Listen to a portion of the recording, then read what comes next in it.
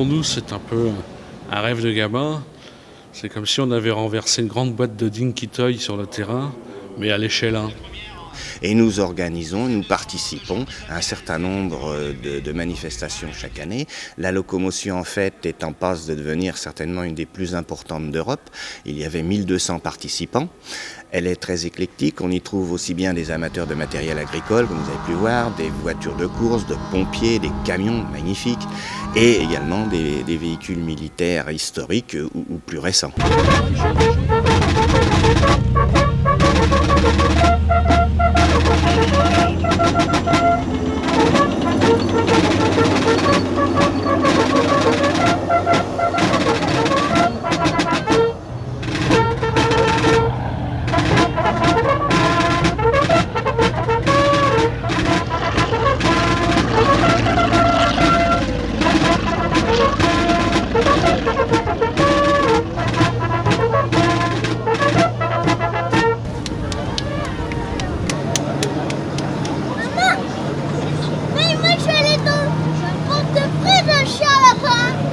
Vous pouvez pas savoir, c'est incroyable, les gens sont vraiment souvent admiratifs et tout le temps très intéressés. Vous l'avez vu donc en expo et bien maintenant vous le voyez rouler. Le Charles Leclerc, là voilà, écoutez un peu le prix, il ne pollue pas comme les trois autres, mais c'est du beau matériel. Et si vous voulez connaître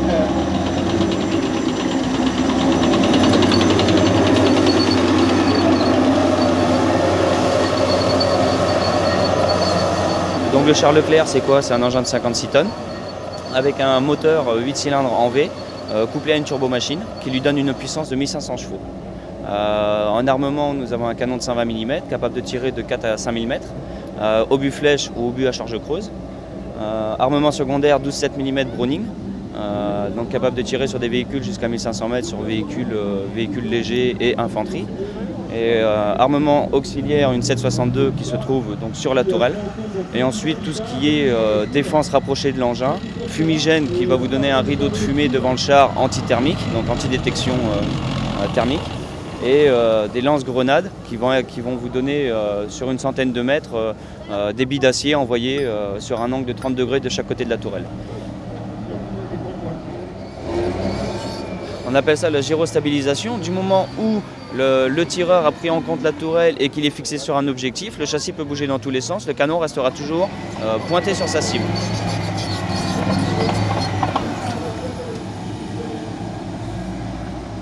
Ensuite, donc une protection au niveau blindage, je dirais quand même assez redoutable, qui permet actuellement d'arrêter tout type de munitions. Ensuite, un blindage évolutif, puisque le jour où on trouvera une munition qui sera capable de percer le Leclerc, eh ben, il suffira simplement de changer ce blindage et puis d'en mettre un nouveau. Le char Leclerc en lui-même ne peut pas fonctionner, on appelle ça le système d'armes Leclerc justement, puisqu'en amont nous avons tout ce qui est, je dirais, formation avec les simulateurs, avec les écoles, sans cela ça ne pourrait pas fonctionner. Et en aval nous avons tout ce qui est matériel, tout ce qui est soutien, que ce soit au niveau carburant, munitions, qui ont des camions spécifiques pour faire le plein du Leclerc par exemple, ils font le plein du Leclerc en 4 minutes.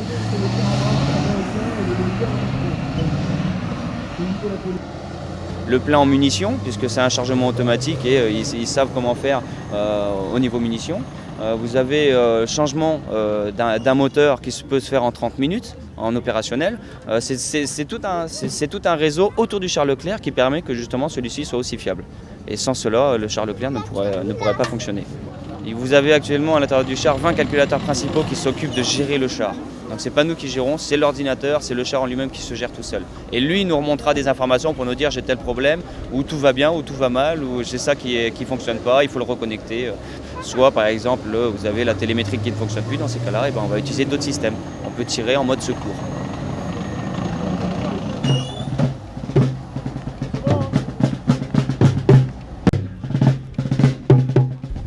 Vous avez des Dodge, Jeep. Il n'y a pas de GMC encore d'arrivée, ça va pas tarder. Des remorques. On a chacun nos véhicules. On fait partie d'un club qui s'appelle le CAMA. On essaye de représenter des choses à peu près réelles. On a des véhicules qui sont marqués en 28e division. Il y en a d'autres en 7e. La 28 a débarqué au mois d'août en Normandie, à Utah Beach. La 28 a également participé à la libération de Paris. Et on voulait également une division qui était jusque dans les Ardennes belges, Bastogne et tout ça. Et la 28 a été jusqu'à Bastogne. C'est la passion de la mécanique. Et puis après, une fois que c'est un engrenage, une fois qu'on a mis le doigt, c'est tout le reste qui part. C'est un véhicule sans l'uniforme, ça va pas. Et puis après, de plus ça va, plus on s'intéresse, c'est tout. Je suis pas militariste et ce que j'essaye de montrer, c'est surtout qu'on montre ce que les Américains et les Alliés ont été obligés de faire pour qu'on redevienne français tout simplement et qu'on soit libre. Moi, c'est mon but principal. Ben voilà, ce sont des machines pour certaines que l'on ne peut pas sortir très facilement. Il n'est pas question d'aller faire ses courses avec un char. Mais donc on profite de ces manifestations et les gens sont très contents de montrer leur matériel et de pouvoir en profiter. C'est l'occasion que jamais de les réviser, de les entretenir et de les présenter et de s'amuser un petit peu aussi avec.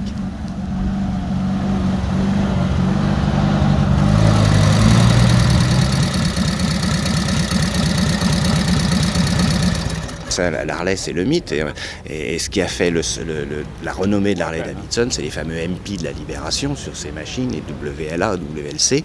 Et un certain nombre de gens l'ont conservé, restauré quelques-unes. Et là encore, c'est l'occasion de montrer ce qu'étaient les équipements et les véhicules qui nous ont libérés en 1944. Oui, alors c'est une Harley Davidson WLA de 1944, les motos du corps expéditionnaire américain, du débarquement, de la Military Police et de tout un tas d'autres organismes de circulation. Ça fait 750 cm3, soupape latérale. Voilà. Elle a été entièrement remontée avec des pièces neuves. C'est pour ça qu'elle a des différences de couleurs par endroit. Voilà.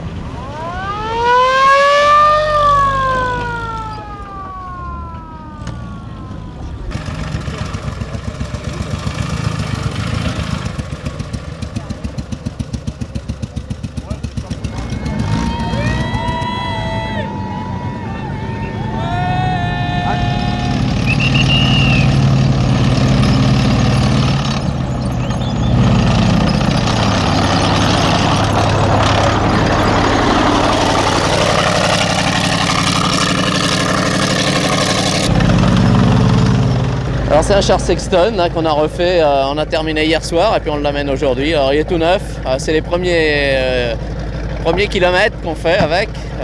Apparemment il marche pas mal, il y a encore des petits réglages à faire évidemment, comme tout engin nouveau et neuf qu'on vient de refaire. Mais a priori il n'y a pas de gros soucis à avoir. Donc ça nous fait plaisir de pouvoir l'amener et le présenter à la locomotion en fait. C'est un char de 1943 qui était destiné surtout aux Canadiens et qui a fait le débarquement. Donc c'est bien un char du jour J. 49, 50, 51, 52. Ah, c'est amusant, hein. Ce char est motorisé par un Continental C4, 450 chevaux. La consommation c'est environ 400 litres au 100, ça dépend comment on s'en sert, mais on peut aller beaucoup plus même. Et puis c'est une boîte de vitesse mécanique dessus. Il y a 5 hommes d'équipage. Dont le conducteur, et la conduite se fait à droite, c'était destiné principalement aux Anglais. Voilà. C'est un char qu'on a donc récupéré, qui vient du Portugal, on a été jusque là-bas le chercher, et je crois qu'il n'y en a pas du tout en France. Il y a le musée de Saumur qui a un modèle comme ça en exposition dans son musée, mais c'est le seul a priori qui tourne en France comme ça.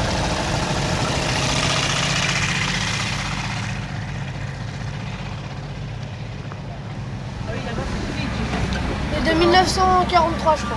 D'accord. Papa, et c'était utilisé quand ça? Pour le débarquement? Oui, c'était utilisé pour le débarquement. Command car anglais, Humber. Alors, année 1943, tout est d'époque dedans. C'est vrai que voir des véhicules comme ça encore d'époque, c'est assez impressionnant. Il est évident que les gens qui demain devront faire voler des Concorde ou des Mirage, ça me semble quasiment impossible. Mais ces engins sont simples, ce Junker, ce Storch, une Jeep, un GMC, un tracteur, c'est des gros mécanos en fait. Hein. Ce sont des pièces que l'on peut faire relativement facilement avec un peu de bonne volonté. Elle a été fabriquée en 43, fin mai 43. J'ai tout son truc. Alors, elle a un petit préfixe. Parce que, vous voyez, normalement, jusqu'à 100 000, c'était Ford. Et là, un petit préfixe parce que c'est une Willys. C'est pas une Ford, c'est une Willys montée par Ford. Parce que les pièces, alors dessus on trouve des machins Willy, des trucs Ford. Et regardez, c'est Dunlop allemand. Et je l'ai remis aux normes que j'avais moi. Ça c'est ma pelle, c'est mon truc comme ça. Et elle a été modifiée en 24 volts en dommages de guerre pour les Américains. C'est Mercedes qui les a modifiés en 24 volts. Mercedes croyait avoir le truc, après c'est Oshkosh qui a repris. Alors là au début ils remontaient que des pièces américaines. Mettons avec 3 Jeeps ils en faisaient une. Et après ils ont donné l'autorisation de monter de refaire des capots, des caisses et tout ça. Mais toutes les pièces mécaniques étaient Willis. Alors vous voyez, ça se met comme ça se ferme, et hop, on accroche ça comme ça. Là, ils sont noirs parce que j'ai bousillé les kakis. Et vous voyez, ça se fait comme ça. Alors vous voyez, ça couvre le volant. Au besoin, si vous baissez le pare-brise, vous cachez le pare-brise, et ça prend le siège aussi arrière. Ben, celui-là aussi, il a été refait en 48 en dommages de guerre. Vous voyez, révision 48, c'est pas aux USA, c'est Mercedes qui a refait ça. Et vous avez beaucoup de Jeeps que les gars savent pas, mais ils ont en fait en dommages de guerre. C'est un 6 cylindres, c'est un Dodge, mais c'est Chrysler. Puisque Chrysler a été racheté en 1923. Il va faire, mettons, ça dépend du vent, parce qu'il y a la pression du vent, entre 20 et 22 litres. Vous vous rendez compte? Il y a même à l'intérieur, vous voyez, sur le tableau de bord, là, il y a les marquages d'origine aussi. Vous voyez? Tout est d'origine. Regarde Magog. Un véhicule au Vietnam. De quand ça date? Il a été construit en 1970. 1970.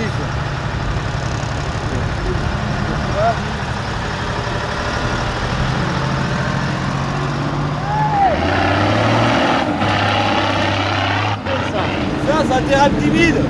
Véhicule militaire tout terrain. Ah, c'est récent ça. Ça a 2-3 ans. C'est récent.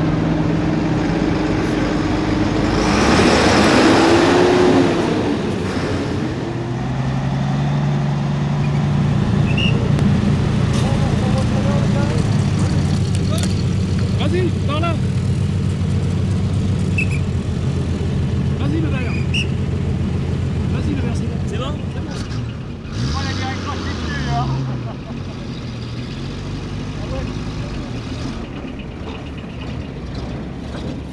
Nous étions à l'approche des cérémonies de commémoration du débarquement de Normandie.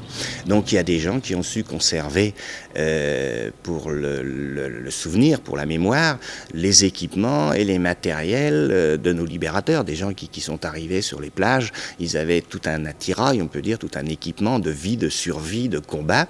Et ces matériels ont été préservés et c'est l'occasion pour eux de montrer aux jeunes et puis de rappeler aux anciens ce qu'avait été cette époque.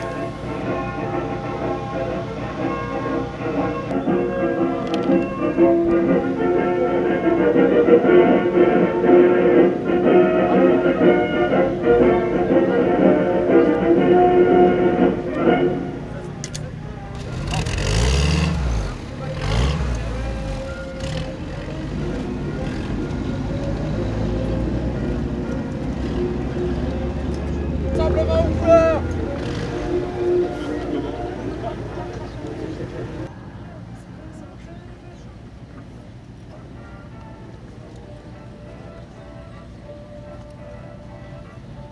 Envoyez!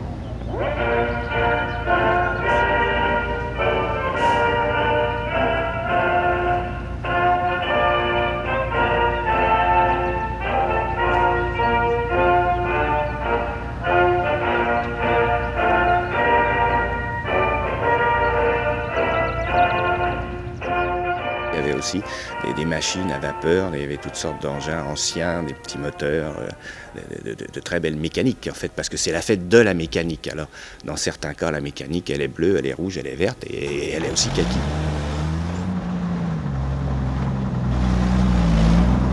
Le MVCG, groupe de conservation de véhicules militaires. C'est le MVCG Paris-Île-de-France, le club qui est représenté aujourd'hui.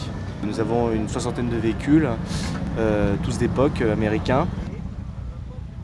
C'est un véhicule transport de troupes, alors pour porter des affûts 2013 4 roues.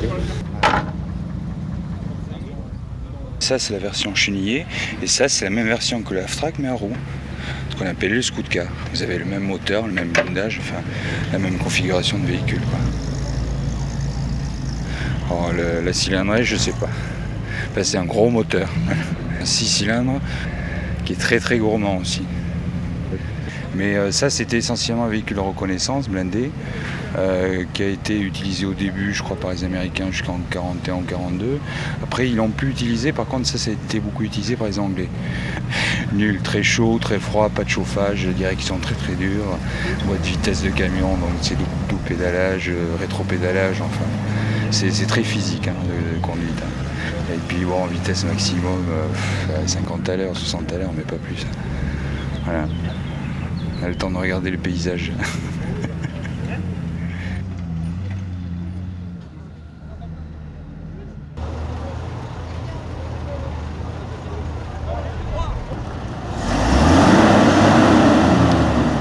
Alors Pacific M26, c'était la plus grosse unité roulante de l'armée américaine. Elle servait, ce véhicule servait surtout à tracter tout ce qui était blindé, qui était, là je suis essoufflé parce que pour le bouger c'est dur. Ça servait surtout à aller sur le terrain de combat.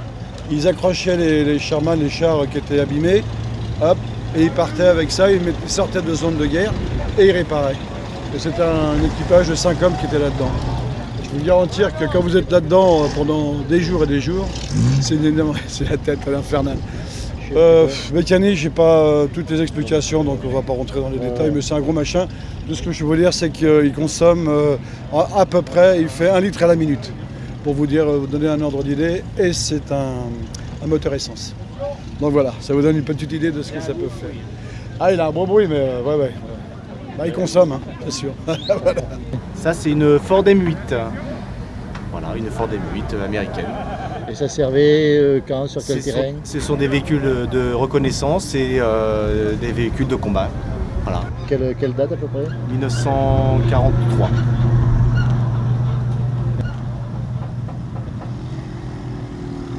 Soit on a été bercé là-dedans tout petit, ou alors par rapport à l'histoire on s'y intéresse. Enfin bon, il y a aussi la mécanique, et il y a aussi le plaisir de conduire des trucs qui ont 60 ans, quoi. Voilà, tout simplement. Hein. Merci.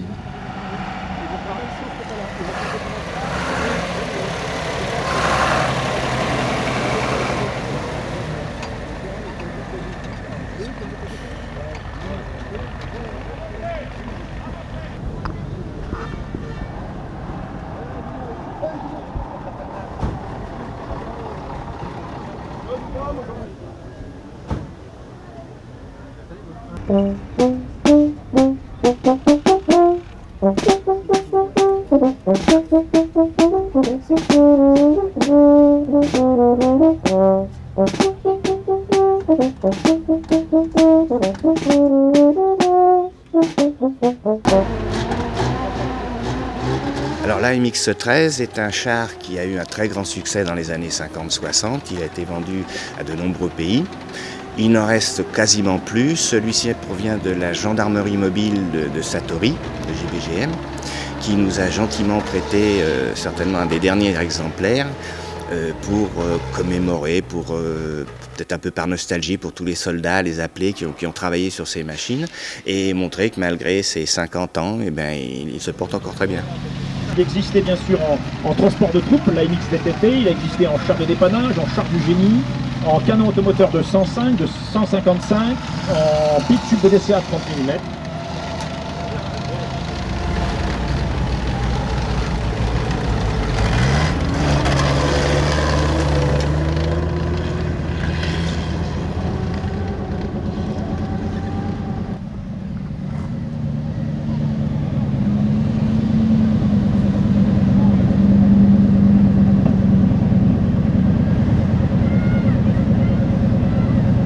Donc derrière nous, vous avez donc un de nos fleurons, c'est un EBR Panhard avec canon de 90.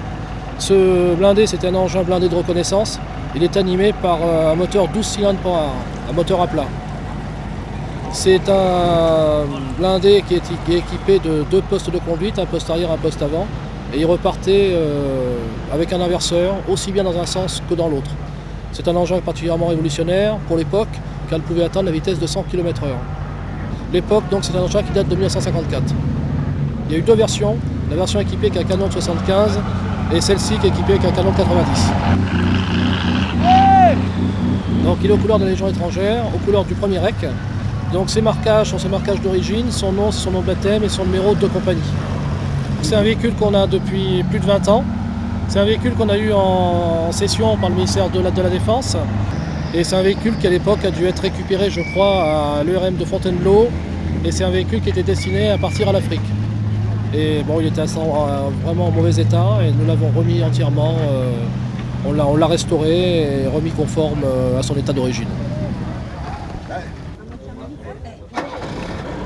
Alors le VBL est un engin tout à fait moderne, assez récent, de la marque Panhard. Il y a une place là, viens. Qui équipe les unités blindées. Cet engin est amphibie, il est NBC, donc il peut suivre au plus près les unités lourdes blindées, notamment les Leclerc. Celui-là, c'est le command car, c'est le véhicule qui appartient au chef de corps du régiment. Donc je suis son tireur. Donc moi j'ai toujours la fonction d'être à ce poste-là. Il y a toujours un pilote et un transmetteur à l'arrière. Ce véhicule est équipé de 3 postes, 2 postes à évasion de fréquence et un poste pour faire la messagerie tactique, donc codée. Ces toutes premières versions ont été engagées la première fois à Sarajevo, en 1993, en tant que test. Et vu que les tests ont été concluants, Panhard a continué sa fabrication. Donc avec une motorisation Peugeot. Donc là c'est le moteur de la 505 turbo diesel. Il a une autonomie de 650 km. Enfin tout dépend de la hausse de combat. Donc là il est en petite hausse de combat, donc là il fait que 4 tonnes 300. Et en ordre de combat complet il fait 5 tonnes. Très performant, on peut prendre des dévers à 45 degrés avec ce véhicule. C'est impressionnant, ça secoue. Puis bon, c'est vrai que le casque, c'est obligé, quoi, parce qu'il y a beaucoup de secousses, mais pourtant on n'avance pas si vite que ça, mais bon, ça secoue pas mal. Mais c'est vrai que la personne qui est devant, c'est impressionnant parce qu'on voit la route et tout, et puis celle qui est derrière, elle voit beaucoup moins, quoi. C'est impressionnant, mais différemment, je dirais. J'ai essayé devant et derrière, mais c'est bien, quoi. Faut avoir un bon conducteur aussi, je pense. Ça le fait beaucoup. Tout d'abord, la Ferté-Alais, c'est de la mécanique en mouvement. Ces engins, c'est de la mécanique. On voulait surtout montrer que nous sommes capables de restaurer des engins, et même des plus anciens, puisque nous avons restauré le Saint-Chamond et le Schneider, qui sont les ancêtres des chars. Il n'empêche que je sais que le visiteur n'attend qu'une seule chose, si seulement je pouvais conduire un engin blindé, et si seulement je pouvais tirer un coup de canon, vous voyez bien que ça n'est pas possible. Par contre, ces engins tournent dans différentes manifestations. À la Ferté-Alais, l'année dernière, nous avions présenté le FT-17, le char de la victoire de la Première Guerre mondiale. Et cette année, nous avons donc présenté le T-34 qui est juste derrière nous. C'était véritablement la référence en matière de char. Il est apparu au mois de juillet 1941 sur le front Est. C'est un char qui a un canon de 85 mm et précédemment un T-34, son frère aîné qui était sorti en 1940, avait un canon de 76,2 mm. Ce char possédait un moteur de type Hispano-Suiza que la France avait vendu aux Russes, de un peu plus de 500 chevaux. Ce moteur a été dieselisé par les Russes, 28 tonnes pour plus de 500 chevaux. Ça a permis rapidement aux Russes de passer du canon de 76,2 à 85 mm, puis 100 mm, 122, 152 mm. Alors ce char se pilote tout simplement avec un système de palonnier qui fait bloquer une sortie de mouvement et qui fait pivoter le char. Il y a 2 positions. La première position, on débraye, et la deuxième, on bloque.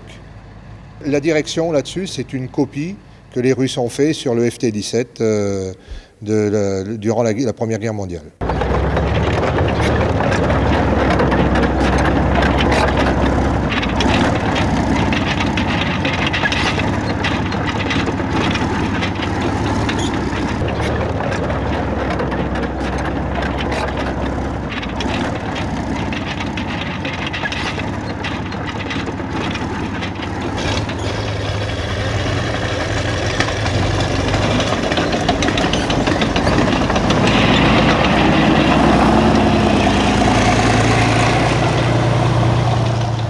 ce char a un problème, c'est qu'il a une transmission directe, sans aucune progressivité, et il a donc forcément des faiblesses au niveau de la transmission, notamment l'arbre de sortie de boîte de vitesse et le réducteur. Et en particulier l'embrayage qui est à disque sec. C'est la seule nationalité qui a compris le concept du char, à savoir un moteur suffisamment puissant avec un poids suffisamment raisonnable de façon à avoir une bonne mobilité. Ce char a été tellement bon que, en fait, les Allemands ont copié sur le T-34 76-2 pour créer le Panther. Ce Panther a été construit à plus de 6000 exemplaires. Il possède un canon de 75 mm qui pouvait percer un blindage de 100 mm à une distance de 1500 mètres.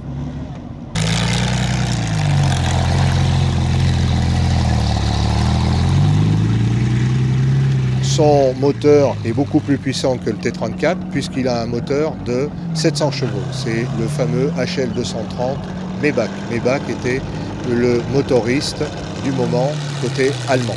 C'est un moteur qui était très gourmand. On disposait de 1000 litres de carburant et au bout de 5 heures, les réservoirs étaient vides. Le produit que vous voyez ici, c'est un produit qui s'appelle la zimérite.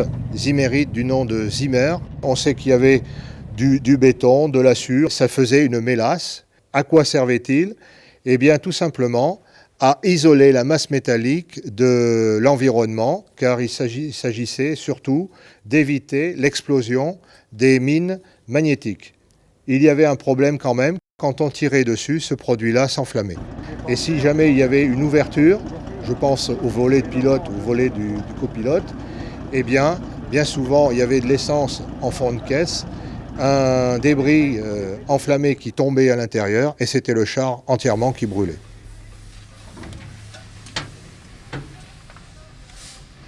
En fait, le Panther prend beaucoup de qualités techniques du T-34, améliorées en mettant en plus la technologie qui a avancé, bien entendu, car on sait très bien qu'un char, sur le plan technologique, il n'avance que dans des conflits ou dans des guerres.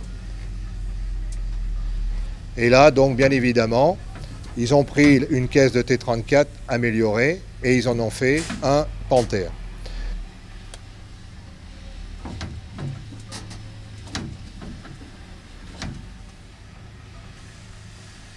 Sur le plan protection, il a une protection qui est assurée par son blindage de 80 mm à l'avant.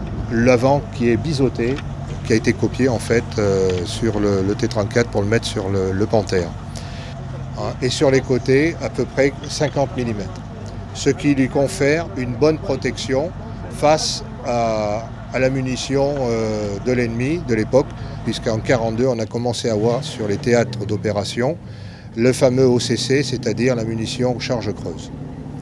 Néanmoins, c'était un blindage qui résistait relativement bien à ce genre de munitions.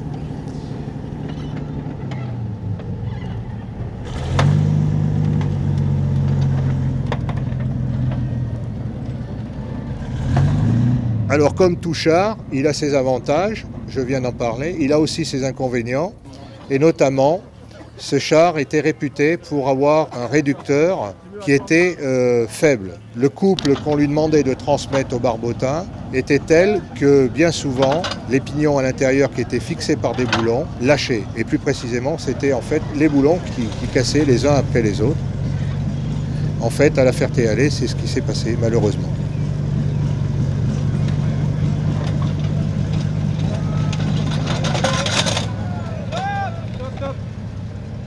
Nous étions en train de faire le tour du bois tranquillement, à une vitesse relativement faible, quand dans un virage, eh bien, on n'a plus de direction et puis le char est resté sur place. On a tout de suite pensé, bien évidemment, au réducteur droit qui était cassé. Et donc à partir de là, eh bien, on a essayé d'avancer et de reculer, plus moyen, puisque vraisemblablement, il y a des pièces à l'intérieur du réducteur qui se sont désolidarisés de la caisse et sont tombés au fond de ce réducteur, bloquant l'ensemble du mouvement rotatif. Attends, on sait jamais.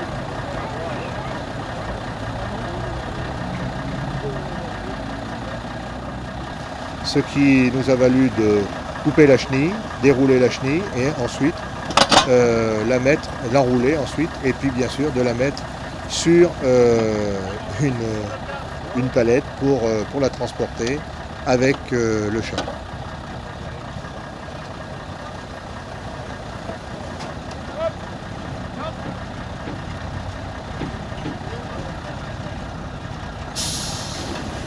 Dû à ce phénomène-là, il y a bien sûr eu des chars qui sont restés en théâtre d'opération sur place.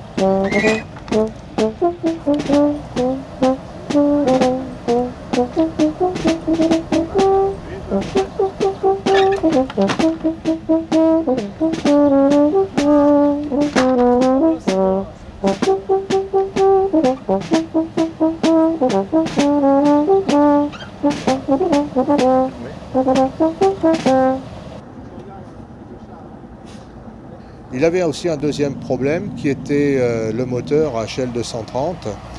On s'est aperçu qu'en fait les extrémités du vilebrequin étaient que partiellement graissées et tout simplement c'était dû à un manque de pression de la pompe à huile qui était à REC à 8 bars et tous les moteurs que l'on restaure aujourd'hui, eh bien on change le tarage de cette pompe et on le monte à 12 bars. Ce qui favorise le graissage et surtout ce qui assure un graissage complet sur toute la longueur du vilebrequin. Il était très rare qu'un moteur, ce genre de char, et surtout le même moteur qu'il y avait sur le Tigre 2, qui puisse dépasser 300 heures de fonctionnement. On fêtait entre guillemets, on célébrait le 50e anniversaire de la bataille de Kursk, qui était la plus grande bataille de chars de l'histoire en 1943. Vous avez vu un char Panthère, un char T-34 soviétique. Et bien l'avion avait sa place dans cette mini-reconstitution. Il n'est pas évidemment question de faire apologie de la guerre ou de tel et tel régime politique, mais enfin l'histoire c'est l'histoire et ces machines sont vivantes, elles resteront et elles marqueront leur temps. C'est donc un FI 156 Fiesler Storch qui a été conçu en Allemagne à la fin des années 30. Cet avion était destiné à l'observation et à la liaison entre les unités. C'est un avion qui a un pouvoir de vol lent, on peut dire. Il décolle à 70 km à l'heure et il vole aux alentours de 120-140 km/h. Il se pose sur des distances très faibles. Il est équipé d'un moteur Argus 240 chevaux.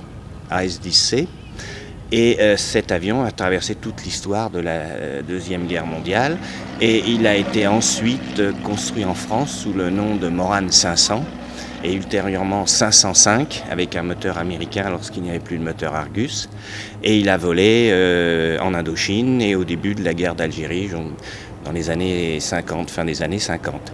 Celui-ci est strictement d'origine, a été récupéré plus ou moins à l'état d'épave, reconditionné complètement de fond en comble par une petite équipe de bénévoles ici, de l'Amicale, et depuis un an, de nouveau, il vole et il se produit dans des meetings, dans des fêtes aériennes, Et puis éventuellement, il pourra peut-être faire aussi du cinéma, qui sait.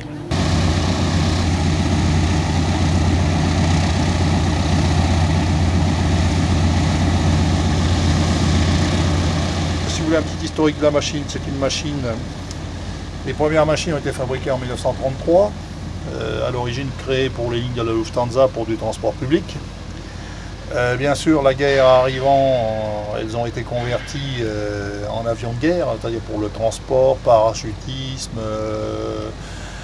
transport de fret, enfin tout ce que l'on veut, ça a servi à tout.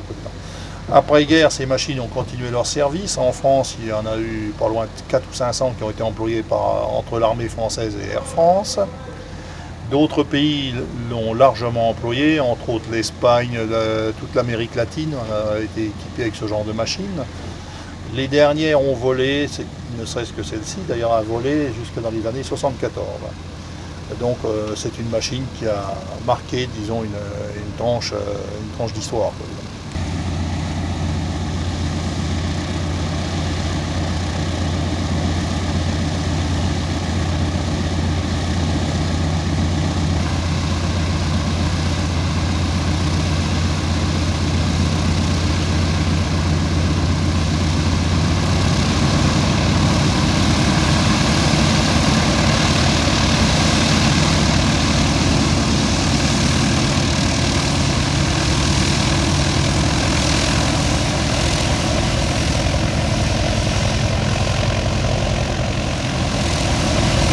Donc celle-ci a été entièrement restaurée, ça représente 19 à 20 000 heures de travail, avec une petite équipe de 4 à 5 personnes. Maintenant, bien, la machine est en vol, c'est quand même une grande consécration, disons, de pouvoir remettre ça en vol sans trop de difficultés. La machine est certifiée, soit, et en plus, on a donc nos pilotes ont été formés, disons, spécifiquement pour le pilotage de cette machine.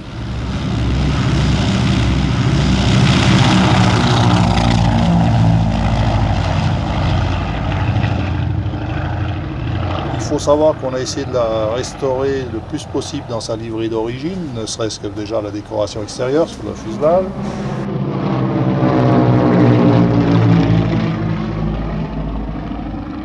Dans le monde, à l'heure actuelle, il en reste 8.